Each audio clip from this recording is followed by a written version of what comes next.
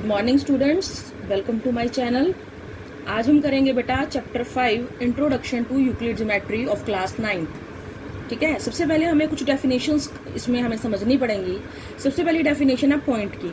A point is that which has no part. Point क्या होता है? This is simple a point, कोई part नहीं है इसका। लाइन क्या होती है? ऐसी लेंथ जिसकी कोई ब्रेथ नहीं है, it is a breathless length. किसी भी लाइन के एंड्स क्या होते हैं? Points. Ends of a line are points. Fourth point है बेटा, a straight line is a line which lies evenly with the points on itself. अब स्ट्रेट लाइन बहुत सारे पॉइंट्स को जब हम ज्वाइन कर देते हैं तो स्ट्रेट लाइन बन जाती है। सरफेस क्या होता है? जिसकी लेंथ और ब्रेथ होती है, जैसे कि एक सरफेस है। और 6 पॉइंट है, जो सरफेस के एजेस होते हैं वो क्या होते हैं? लाइन्स। नेक्स्ट है, एक plane surface is a surface which lies evenly with the straight lines on itself. बहुत सारी स्ट्रेट लाइन्स को बेटा मिला के हम प्लेन सरफेस बना सकते हैं। उसके बाद है बेटा एक्सियोम क्या होते हैं? एक्सियोम ऐसी एजम्पशंस होती हैं जो कि एक्चुअली यूनिवर्सल ट्रूथ हैं, उनको किसी प्रूफ की जरूरत नहीं है और वो थ्रू आउट मैथ्स में यूज होते हैं, उनको कहते हैं हम एक्सियोम। ठीक है, अब यूक्लिड ने कुछ एक्सियोम दिए थे। क्या थे? Things which are equal to same thing are equal to one another. First axiom है ये। सेकेंड एक्सियोम्स है, if equals are added to equals then wholes are equals. जैसे कि ए अगर बी के इक्वल है, ये इक्वल्स हैं, दोनों तरफ अगर मैं 2 ऐड कर देती हूँ, इक्वल्स को ऐड कर देती हूँ, तो भी रिजल्ट्स क्या रहेंगे? Equal. If equals are subtracted from equals then remainders are equal. Things which coincide with one another are equal to one another. The whole is always greater than part. This is very important axiom. Things which are double of same thing are equal to one another and things which are halves of same thing are equal to one another। अब बेटा theorems क्या होती हैं? Axiom को किसी proof की जरूरत नहीं होती, लेकिन थ्योरम्स वो स्टेटमेंट्स होती हैं जिनको प्रूफ की जरूरत होती है। उसके बाद है बेटा पोस्टुलेट क्या होते हैं? ऐसी एजम्पशंस जो यूनिवर्सल ट्रूथ हैं लेकिन उनको हम थ्रू आउट मैथ में यूज ना करके सिर्फ ज्योमेट्री में यूज करते हैं, उनको क्या बोलते हैं? पोस्टुलेट। अब यूक्लिड ने 5 पोस्टुलेट्स भी दिए थे। पहला पोस्टुलेट है, एक स्ट्रेट लाइन को हम एक पॉइंट से दूसरे पॉइंट तक ड्रॉ कर सकते हैं। जैसे कि ये पॉइंट है, इस पॉइंट से मैं कोई भी स्ट्रेट लाइन दूसरे पॉइंट तक ड्रॉ कर सकती हूँ। सेकेंड पोस्टुलेट है, a terminated line can be produced indefinitely. अब ये ए भी एक टर्मिनेटेड लाइन है, इसको बी की साइड से भी और ए की साइड से भी मैं जितना मर्जी बढ़ा सकती हूँ। थर्ड पोस्टुलेट है बेटा, a circle can be drawn with any A circle can be drawn with any center and any radius। एक किसी भी सेंटर और किसी भी रेडियस के साथ मैं सर्कल ड्रॉ कर सकती हूँ। फोर्थ पोस्टुलेट है, all right angles are equal to one another. ठीक है। फिफ्थ पोस्टुलेट है बेटा, जो सबसे इंपॉर्टेंट है, कि अगर एक स्ट्रेट लाइन 2 स्ट्रेट लाइंस के ऊपर फॉल हो रही है, if A straight line falling on 2 straight lines makes the interior angles on the same side of it taken together. जो इंटीरियर एंगल्स बन रहे हैं सेम साइड पे, अगर उनका सम 180 डिग्री से लेस है तो वो स्ट्रेट लाइंस अगर मैं उनको पीछे की तरफ बढ़ाऊंगी तो वो कहीं ना कहीं जरूर मिलेंगी। If produced in definitely meet on that side on which sum of angles is less than 180 degree. कि अगर एंगल 1 और एंगल 2 लेस देन 180 डिग्री है, जिस side angles less than 180 degree है उस तरफ लाइंस को पीछे की तरफ बढ़ाने पर वो मिलेंगी कहीं ना कहीं। ठीक है। अब देखो बेटा, अगर इस साइड सम 180 डिग्री से लेस है तो इस तरफ 180 डिग्री से बड़ा होगा इन दोनों का सम, तो यहां नहीं मिलेंगी, जिस तरफ लेस है उस तरफ मिलेंगी। अब हम बेटा एक्सरसाइज स्टार्ट करते हैं। एक्सरसाइज 5.1 ट्रू फॉल्स है बेटा। सबसे पहला क्वेश्चन पहला है कि only one line can pass through a point. बेटा ये फॉल्स है, क्योंकि हमें पता है एक पॉइंट से इनफाइनाइटली मैनी लाइंस पास कर सकती हैं। ठीक है। उसके बाद सेकेंड है बेटा, 2 पॉइंट से इनफाइनाइटली मैनी लाइंस पास कर सकती हैं। ये भी फॉल्स है कि 2 पॉइंट से सिर्फ एक लाइन पास कर सकती है। ये एक्सियोम भी हमें यूक्लिड ने दिया था कि अगर 2 डिस्टिंक्ट पॉइंट है तो उनसे एक ही यूनिक लाइन पास कर सकती है। जैसे कि पी और क्यू 2 पॉइंट है, पी से भी इनफाइनाइटली मैनी पास कर रही है, क्यू से भी, लेकिन पी और क्यू दोनों से एक ही लाइन पास कर रही है। थर्ड है बेटा, a terminated line can be produced indefinitely on both the sides. ये हम कर चुके हैं, पोस्टुलेट 2 ही था हमारा ये, तो ये ट्रू बाय पोस्टुलेट 2 है। उसकी स्टेटमेंट भी लिख सकते हो आप यहाँ पे। फोर्थ पार्ट है बेटा, if 2 circles are equal then their radii are equal. अगर 2 सर्कल्स इक्वल है तो उन्हें हम एक दूसरे के ऊपर सुपर इम्पोज कर सकते हैं, दोनों का रीजन कवर हो जाएगा, कोइंसाइड करेंगे। जब दोनों सर्कल के सेंटर और बाउंड्रीज कोइंसाइड करेंगे तो अल्टीमेटली उनकी रेडियस क्या होगी? इक्वल। फिफ्थ पार्ट है, अगर ए बी पी क्यू के equal, line A B line P Q के इक्वल है और line P Q line X Y के इक्वल है, तो ए बी एक्स वाई के इक्वल होगा। ये भी हम कर चुके हैं, एक्सियोम 1 में था यूक्लिड के कि if things which are equal to same thing are equal to one another. ठीक है, तो इसका मतलब ए बी एक्स वाई के इक्वल होगा, ये भी ट्रू है। अब है पैरेलल लाइन। सेकंड सम में बेटा इसमें कुछ डेफिनेशंस देनी है हमें, और उन डेफिनेशंस में हमने जो अनडिफाइंड टर्म्स बतानी है कौन कौन सी हैं। सबसे पहले है बेटा पैरेलल लाइंस। दो लाइंस को हम पैरेलल कब कहेंगे, जब उनके बीच का परपेंडिकुलर डिस्टेंस हर पॉइंट पे सेम है, या जो कहीं पर भी मिल नहीं रही हैं। ठीक है, जैसे कि रेल की दो पटरियां होती हैं, ठीक है, तो उनके बीच का जो डिस्टेंस है वो हमेशा क्या रहता है, कांस्टेंट। यहां पर क्या क्या अनडिफाइंड टर्म आई बेटा, सबसे पहले तो लाइन और पॉइंट। तो लाइन की डेफिनेशन लिखवा चुकी हूं मैंने, ब्रेडलेस लेंथ है ये। पॉइंट की भी मैं डेफिनेशन लिखवा चुकी हूं, वहां से आप कर सकते हो। परपेंडिकुलर लाइंस क्या होती है बेटा, टू लाइंस परपेंडिकुलर तब होती हैं जब उनके बीच का एंगल 90 डिग्री होता है। अब यहाँ पर अनडिफाइंड टर्म कौन कौन सी है, लाइन और angle.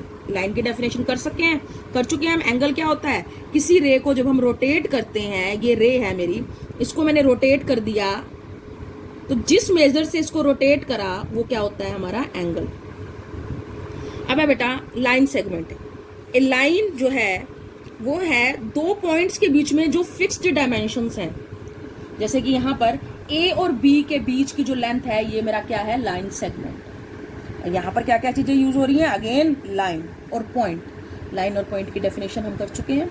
Line it is a breathless length, और point that has no part. अब है radius of a circle. Distance of a point lying on boundary of a circle from the centre of the circle is called radius of the circle. अब यहाँ पर कौन कौन सी undefined terms आई, centre of circle और radius. Radius तो हमने डिफाइन करी थी, सेंटर क्या होता है सर्कल का, इसकी डेफिनेशन आप खुद लिखोगे। उसके बाद है बेटा स्क्वायर। ऐसी क्वाड्रिलेटरल जिसकी चारों साइड्स इक्वल होती हैं और चारों एंगल्स 90 डिग्री के होते हैं, उसको स्क्वायर बोलते हैं। ठीक है, यहाँ पर क्या क्या अनडिफाइंड टर्म आई, सबसे पहले तो क्वाड्रिलेटरल और एंगल। क्वाड्रिलेटरल क्या होता है, ऐसा क्लोज्ड फिगर जिसकी लेटरल साइड्स 4 होती हैं, उसको क्वाड्रिलेटरल बोलते हैं। और एंगल की डेफिनेशन हम पीछे कर ही चुके हैं। उसके बाद बेटा थर्ड सम है। थर्ड सम की स्टेटमेंट देखिए बेटा पहले।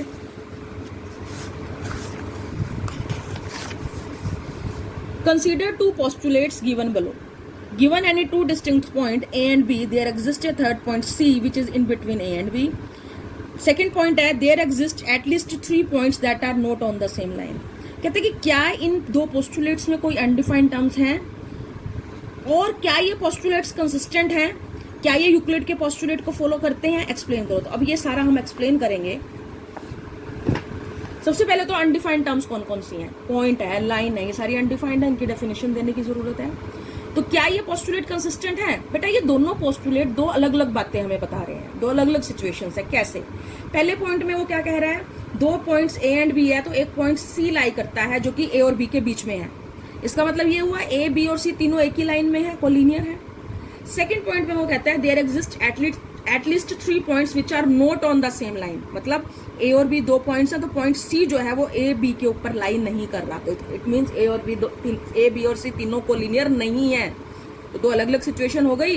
तो ऐसी सिचुएशन में पोस्टुलेट्स क्या होते हैं, कंसिस्टेंट। अब क्या ये यूक्लिड को फॉलो कर रहे हैं, नहीं, ये पोस्टुलेट जो है एक्सियोम 5.1 को फॉलो कर रहे हैं। और वो 5.1 क्या है, given two distinct points there is a unique line that passes through that. उसके बाद बेटा सम नंबर 4 करेंगे हम। हमें दिया हुआ बेटा एक लाइन दी हुई है। सम नंबर 4 की पहले तो स्टेटमेंट कर लेते हैं। If A point C lies between 2 points A and B such that AC is equal to BC, then prove that AC is equal to half of AB explained by drawing figure। क्या कह रहा है बेटा, AB एक line है, C उसके ऊपर कोई पॉइंट है, ठीक है। तो हमें ये प्रूव करना है AC is equal to BC हमें दिया हुआ है, हमें प्रूव करना है AC is equal to half of AB, मतलब कि C AB का मिड पॉइंट है, ये हमें प्रूव करना है। क्या गिवन है, AC is equal to BC, दोनों तरफ AC ऐड कर दो। AC प्लस AC 2 है, क्योंकि equals can be added to equals. AC plus AC 2AC हो जाएगा, और AC प्लस BC पूरा AB बन जाएगा। तो यहाँ से AC क्या आ गया, हाफ ऑफ AB, यही प्रूव करना था। उसके बाद अगला फिफ्थ सम है, उसमें वो कहता है कि जो C है, फोर्थ सम में जो C है वो AB का मिड पॉइंट है। तो प्रूव करो किसी भी लाइन सेगमेंट का सिर्फ एक ही मिड पॉइंट होता है। तो इसको हम कॉन्ट्राडिक्शन से प्रूव करेंगे कि if possible let us assume that कि लाइन ए बी के दो मिड पॉइंट्स हैं सी और डी। अगर सी मिड पॉइंट है तो A C half A B के इक्वल होगा, अगर डी बी मिड पॉइंट है तो A D half A B के इक्वल होगा।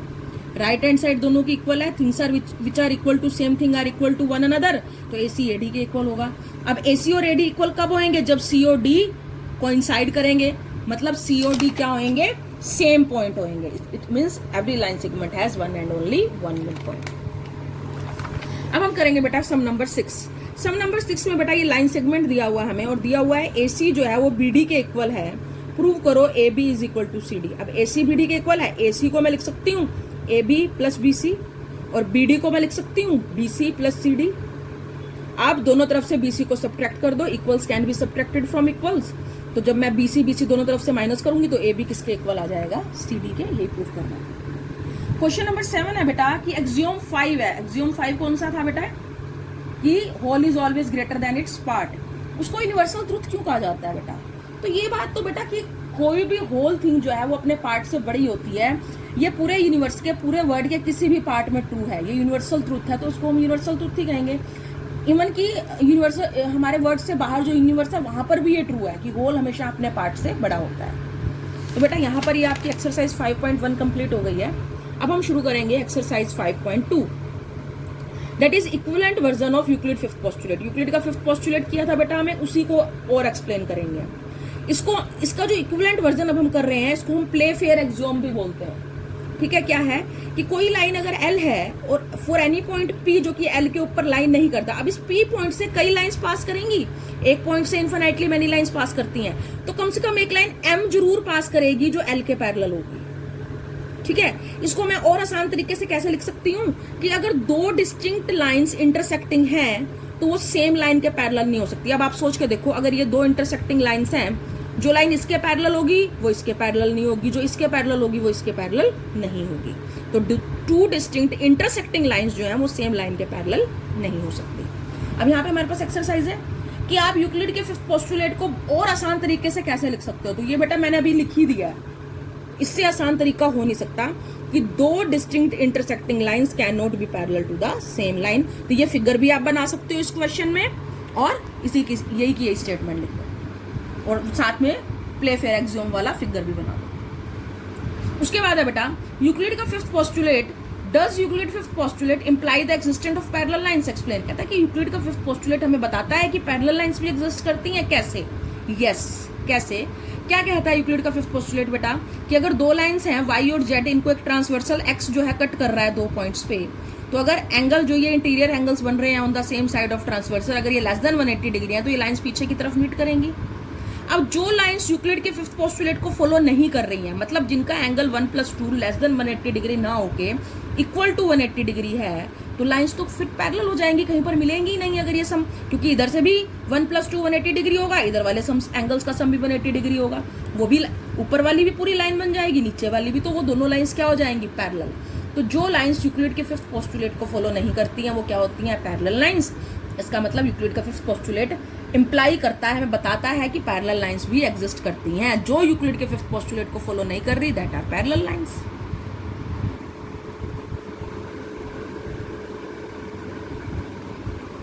थैंक यू बेटा, यहाँ पर आपका चैप्टर 5 कंप्लीट हो गया।